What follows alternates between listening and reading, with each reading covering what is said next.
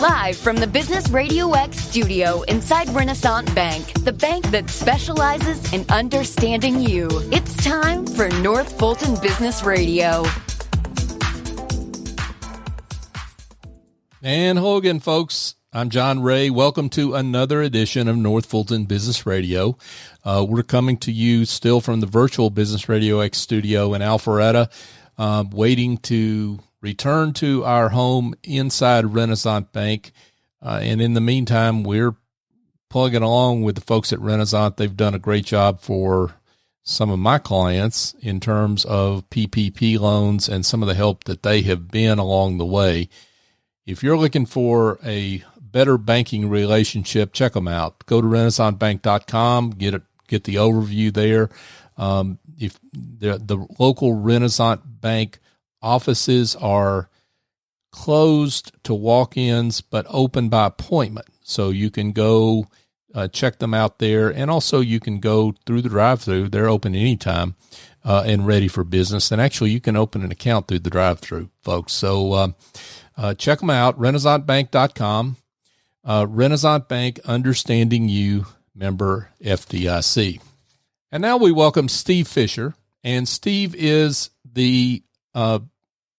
has his own practice with B2B CFO. Steve, welcome. Well, hi, John. Thanks for having me. Yeah, it's great to have you here. So tell folks a little bit about you and B2B CFO. What do you do? How do you help folks? Well, John, I'm a multi-decade CFO.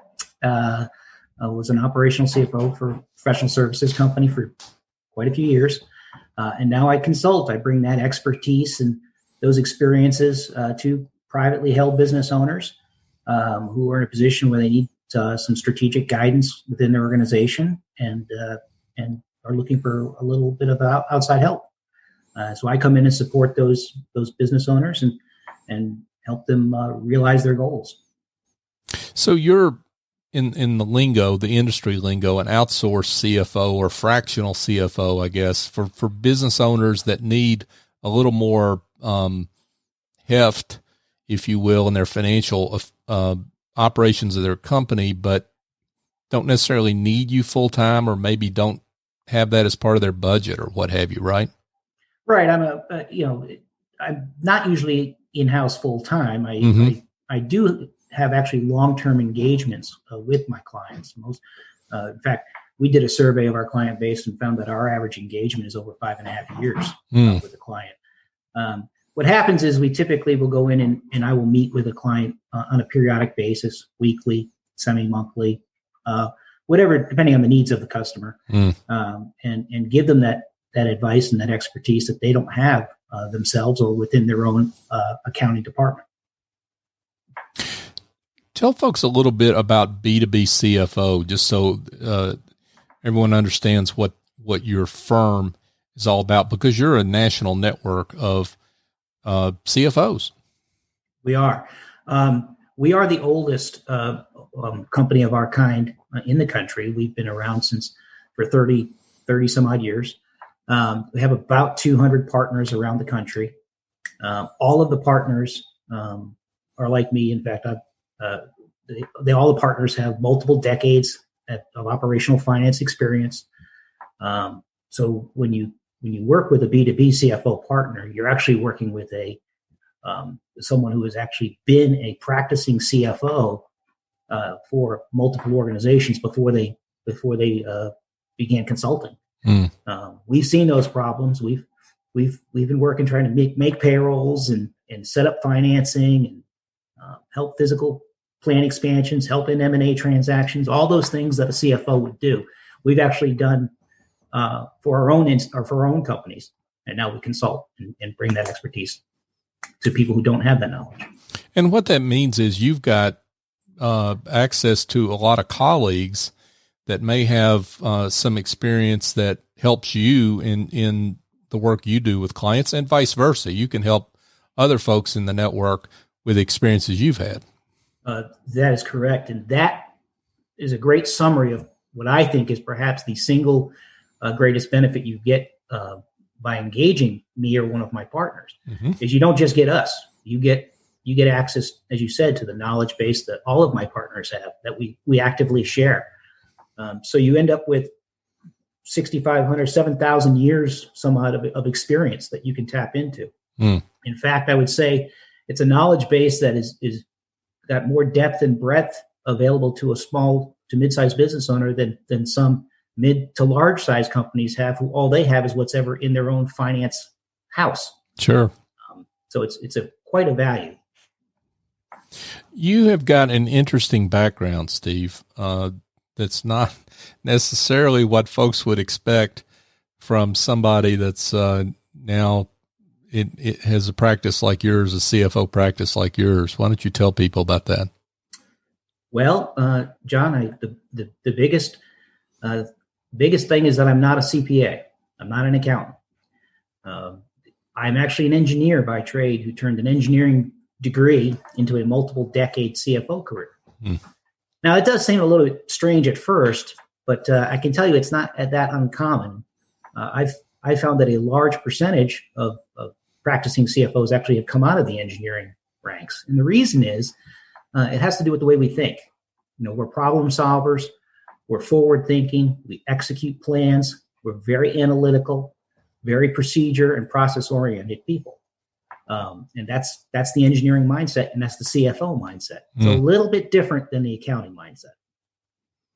Yeah, and one of the things we were talking about before we went on the air was the again, nothing wrong with this. This is not a value judgment, because you've got to have backward-looking work done when it comes to compliance, like tax returns and that kind of thing. It's extraordinarily important.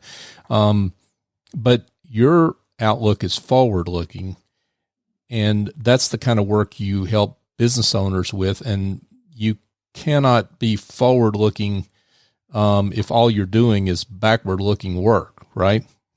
Exactly. This is a mantra of mine, is that most of the time the bookkeeping, controlling, CPA work, accountant work, a lot of that backward looking, I would say, in the sense that they're responsible for telling a financial story of an organization up to today. And they have to do it in a very accurate way under very strict guidelines. Right. And I and the business owner need that information to project forward. We look through the windshield of the company. Most of those people in that accounting area are looking in the rearview mirror. Right. Very important and not to be diminished. I don't want to get don't get confused there. I like you have great respect, and I need that work, but it's a different focus that I have. So let's get into that, Steve. As folks, we talk with Steve Fisher, and he's with B2B CFO. Steve, one of the things that you like to emphasize with clients is cash flow versus P&L management. Expand on that. Most business owners that I know of do a pretty good job of paying attention to their P&L, their income statement. They review it periodically. They understand most of it. They like to see a nice positive number at the bottom of it.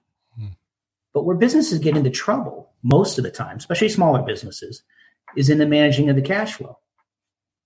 Cash flow is you're looking at the production of one specific type of asset, cash. Cash is the one that you buy things with. You could have the greatest P&L in the world, but if you don't turn that into cash, you can't pay your bills. Your P&L doesn't pay bills. Your P&L doesn't go out, and you're not able to withdraw P&L from your company to support your lifestyle. What you have to focus on is cash. It's a little different.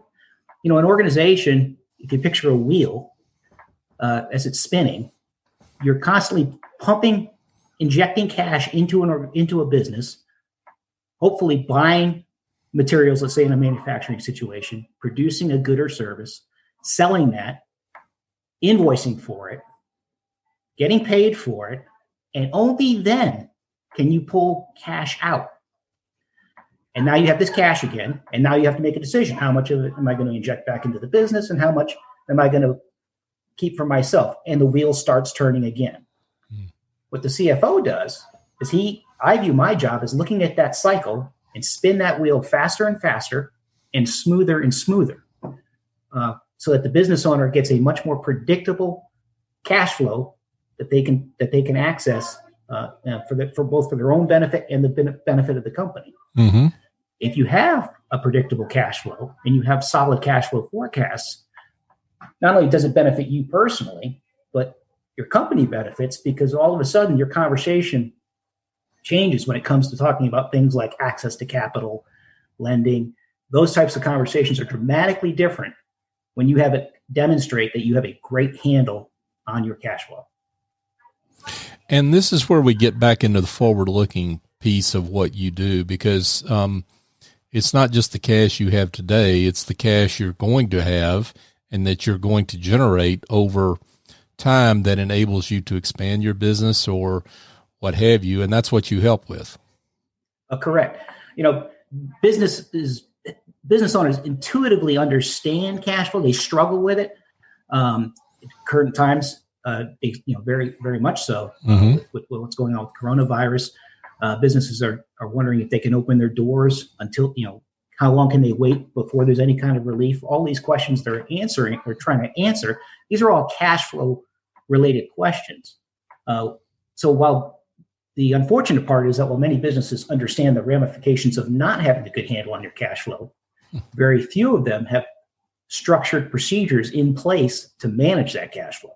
They don't know how. Mm-hmm. And that's a lot of what I spend a lot of time with my clients working on. Folks, we're speaking with Steve Fisher, and he's with B2B CFO. Steve, you talk about the concept of a structured growth plan as opposed to what most folks think of as a business plan. What do you mean by that? Well, structured growth plan is a little more formal. John, I'll often ask consultant 101 question to business owners of, where do you envision your business in 5 years? And most business owners have some sort of an answer for that. And then I'll ask them the second question, which is, okay, in order to be there in 5 years, what you just articulated to me, where does your business have to be next year? And not only where does it have to be next year, where does that business have to be in 6 months to get to where you want to be next year, to get to where you've just told me you want to be in 5 years? And what you find is that oftentimes the question of where you want to be in 5 years is very easy to answer. But the question of where you have to be in 6 months or a year to get there, much more difficult to answer. And the reason is there's not really a plan in place. The 5-year vision is a vision. It's a dream. When you start talking about what you have to be doing in 6 months or a year, you're now requiring commitment and accountability on the part of an organization, both the owner and everybody throughout the organization. It's a much more difficult concept to articulate. It requires a lot more commitment on your part as a business owner. And so what I do is I help establish the metrics that are needed within an organization to obtain that 5-year vision. And that procedure, that engineering and me coming out, is a structured growth plan. Makes perfect sense because you really got to have building blocks to get from here to there. To any goal you have, you've got to have tactics and actions that get you there. Right. And many times it's, oftentimes business owners are so focused on their day-to-day firefighting, and obviously been very focused on that recently, that they lose sight of where they have to be, let's say near to midterm, to get to where they want to be in that 5-year plan. Mm-hmm. And so what ends up happening is they never get to where they need to be a year from now to get to where they want to be in 5 years. So what happens is that vision, that dream 5 years from now keeps getting deferred. And keeps getting deferred. And what I'm saying is there's no reason to defer that. Let's just sit down. Let's actually come up with a plan, a real plan, and let's get to work. And I help ask questions that cause business owners to think about things, think about new strategies, think about new ways of doing things. I can reach out to my network and bring that knowledge in. There's all kinds of things we can do. But my point is, let's really make some concrete steps. Well, it strikes me there are a couple things there in what you just said. You ask some hard questions that there are no easy answers for, and there's value in that. But you also come at it with an outsider's perspective. You don't have any sacred cows or anything like that. I mean, you're coming in with fresh eyes and assessing what you see and asking what if questions and other questions around that. Well, yes, that's the nature of the consultant-client relationship in a lot of ways.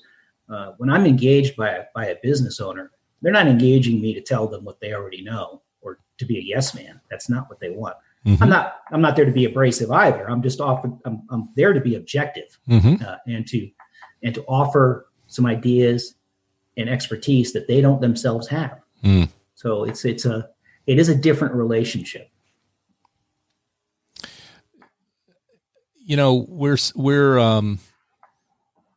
several minutes in this interview, and I know there's some folks that are wondering when's John going to ask about pandemic and COVID-19 and what's going on right now. And so we've got to get to that.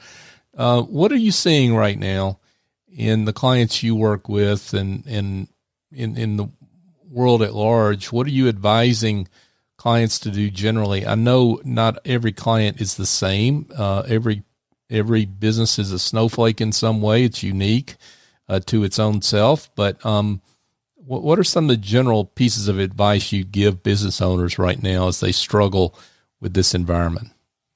Well, the immediate need, there's two immediate problems. One is most of my clients have received PPP funding.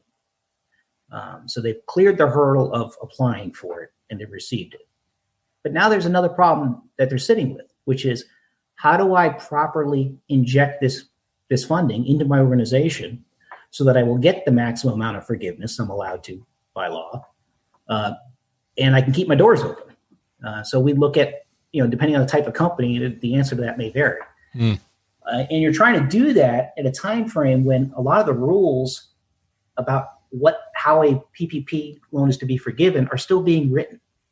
Yes, the general concepts are been established, but it's the devil's in the details, John. And we're now at that point where there's very specific questions about types of expenses that can be forgiven, and all these types of minutia, what people would consider minutia, have now got to be considered. And the bad news is that a lot of it's being written right now. It's being developed in real time by the SBA and the lenders and that sort of thing.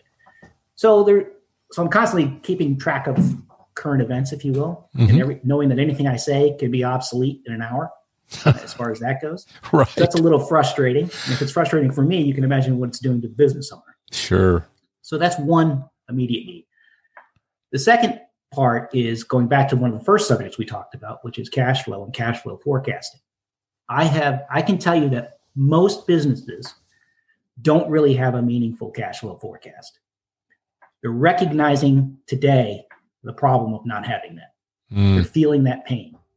So many of them who in the past might have said, I don't even look at my statement of cash flows. That's that third report I pull off my general accounting system.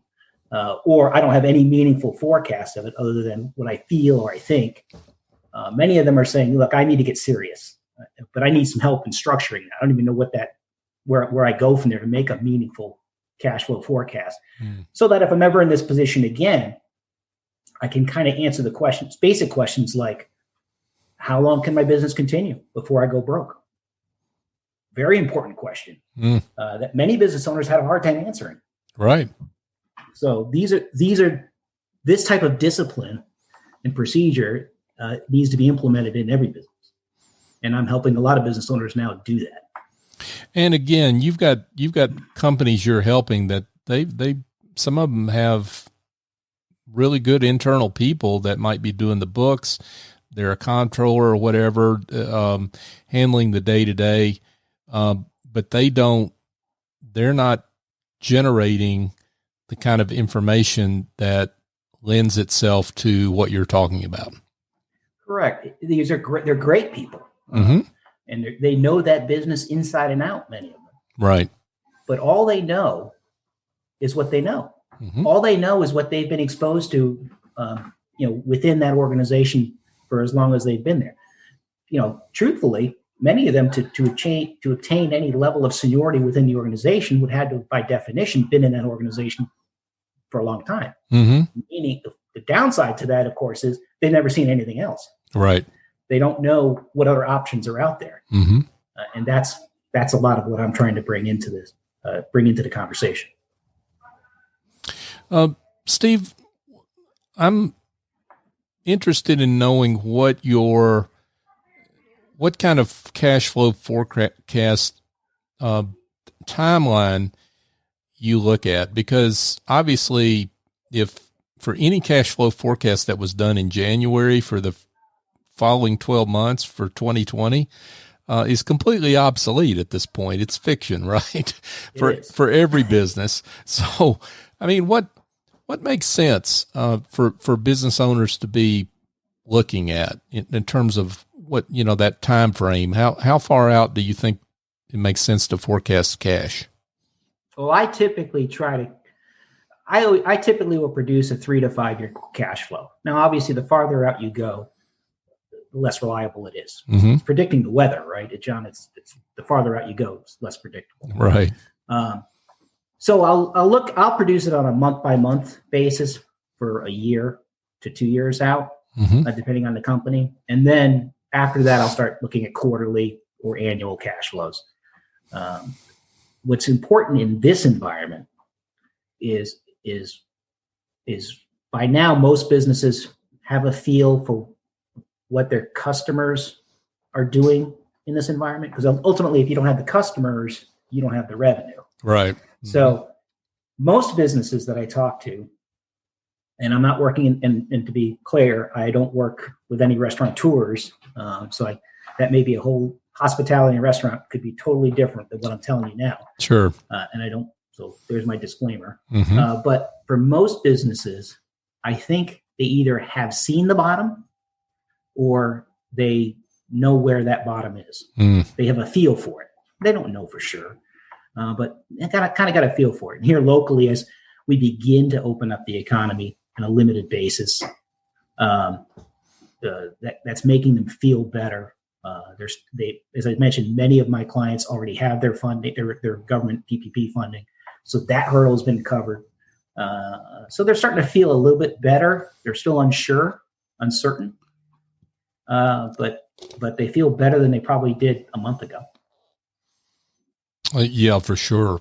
Things have a little bit of the oppressiveness has lightened up just a little bit, for sure. But so let's talk a little bit about how you work with clients and how an engagement works. I mean, you talked about a lot of your engagements are longer term, but let's get into how a relationship starts. Someone gets in touch with you, wants to know more. How does that conversation go? Well, I spend a lot of time listening to their story, listening to what they want to achieve. In that first conversation, if it's something where I believe I have a chance of helping them, if I think I can do it, I'll ask them to see if they're willing to sign an NDA with me. Mm-hmm. And under the protection of that non-disclosure agreement, I'll ask more detailed questions. I'll take a look at their financials, that sort of thing. I may even put together some sort of a high-level business comparison to see where they're operating in relation to their peer group. Mm-hmm. Typically do that all of that typically is complimentary. And then at that point, and this is multiple conversations that have gone on. At that point, I'll make a decision if I can help that group, and I'll put a proposal together for them. And in that service proposal, will outline very specific goals, timeframes to achieve those goals, and we'll go forward. The reason, John, our engagements last so long is not because it takes us so long to achieve that goal. It's just that we achieve those initial goals. And then, once you do that and you've developed a successful working relationship with a business owner, they're not going to let you go walking out the door. Exactly. There's something always new to do. So well, and I mean, business is the infinite game, right? I mean, to quote the Simon Sinek book, it should be. Some people don't treat it that way, which is part of the reason for that book. But it's an infinite game, and there's always change to deal with, and something that you can sink your teeth into on behalf of the business owner. Something came to mind as we were just talking about that. Sometimes the goal, the end goals for some of these business owners is not financial.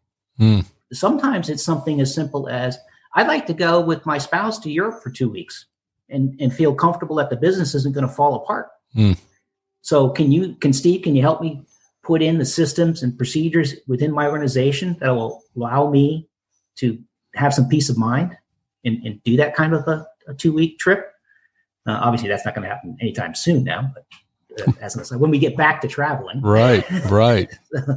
So by putting in accountability and procedure into an organization structure, that gives the business owner a lot more control over their business and a lot more peace of mind. We're speaking with Steve Fisher, folks, and he makes spouses of business owners happy because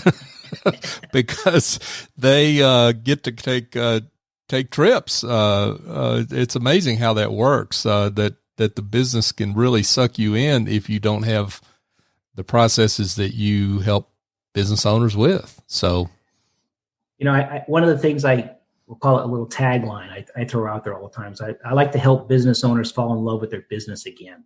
Oh, I like that. They started that business because there was something they had a passion for. Mm-hmm.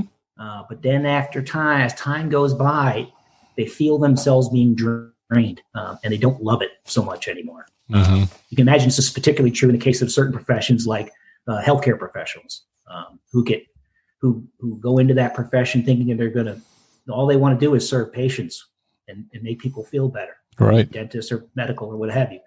But they morph into trying to run a business now. And oftentimes that takes them away from doing what they really love, which is patient care. So. Absolutely.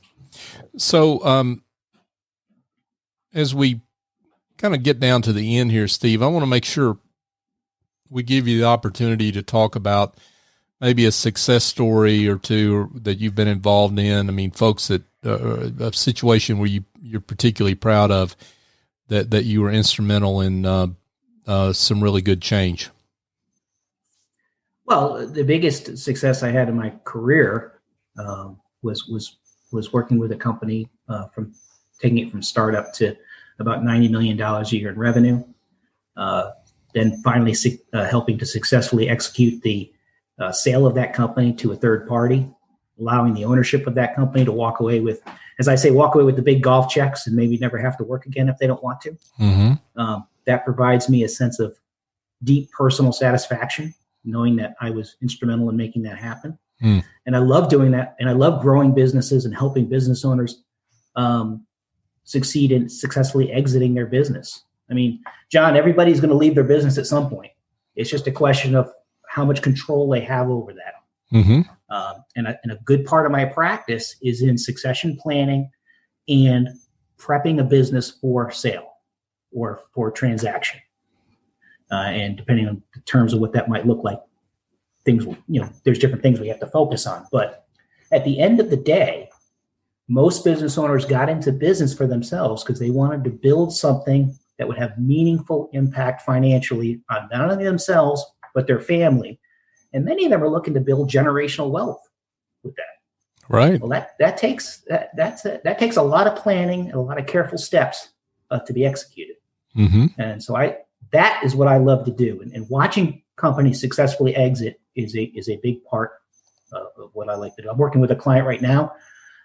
He's got great big plans to grow his company. Mm-hmm. He's asked me to come in and we talked a little earlier about structured growth plan. He's asked me to go in there and help him develop a structured growth plan. And we're making great strides, even in the midst of all of this.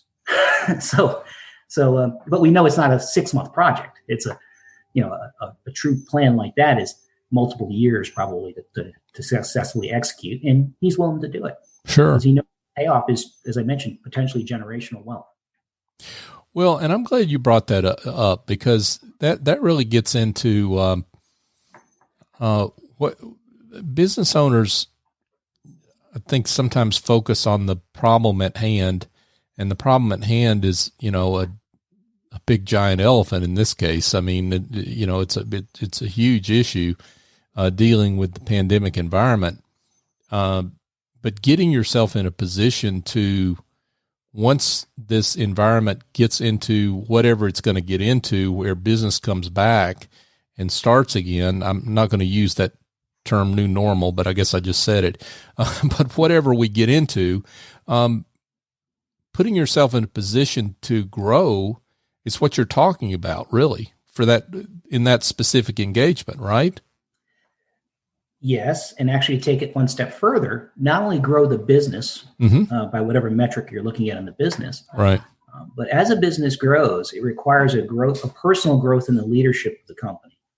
So you end up with a situation where, if you picture a very common career path, if you will, for a small business owner, is, they were fantastic, or they had this great idea, let's just say making X or delivering XYZ service. That was their thing. They were fantastic at it. So they decided to do it on their own, and they built a business around that.